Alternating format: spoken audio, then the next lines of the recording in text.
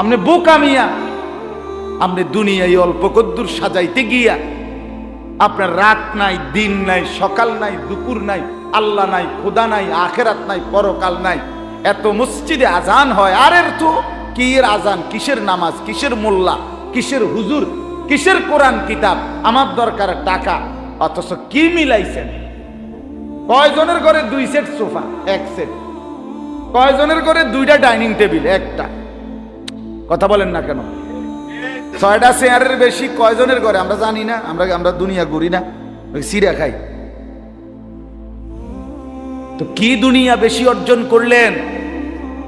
সামান্য এটুকু দুনিয়ার জন্য 3 ফুট বিদেশ, মেয়ে বিয়ে দিলেন, এত মেহনত করে নিজের শরীর যৌবন শেষ করে আখেরাতকে বিসর্জন করে সমস্ত মিথ্যা নাফরমানি আর অশ্লীলতার বেহায়াপনা, আল্লাহর নাফরমানি আর হারামের মধ্যে লিপ্ত থেকে কি দুনিয়া পেলেন?